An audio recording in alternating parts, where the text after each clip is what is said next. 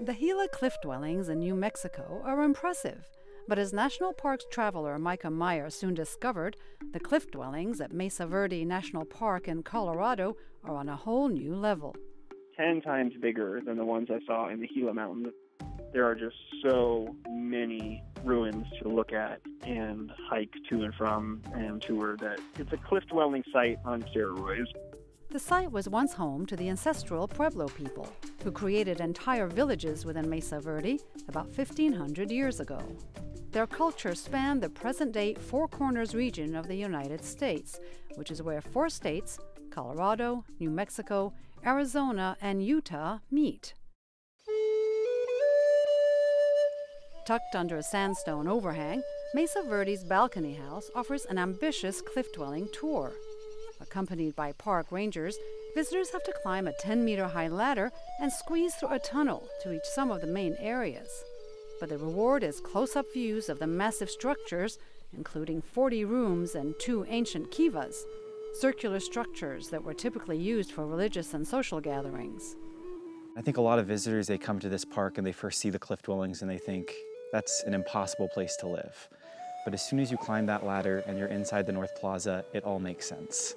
They look around at the beautiful walls that still have their plasters on them and the balconies, and they think, I could do this. This is a really comfortable space.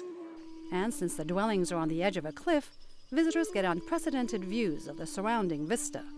You can go to the peak and have amazing 360-degree views of Shiprock in New Mexico, the Colorado Valley and mountains, and Whitecaps Mountains to your east. In addition to Balcony House, people can also visit Longhouse, the second largest cliff dwelling in the park, and the most adventurous. A 2-hour ranger-guided tour includes hiking for 3.6 kilometers and climbing 2 ladders.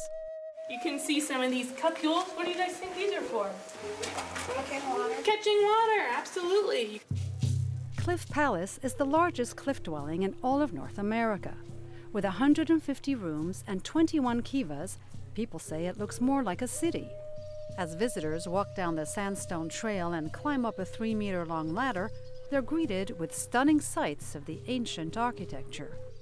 And you get to look at each individually crafted block of sandstone that was crafted 800 years ago and realize how much time and energy the Pueblo society invested in these sites. The cliff dwellings were abandoned by 1300, but continued to draw visitors like Mikah Meyer seeking beauty and history 800 years later. Julie Taboh, VOA News, Washington.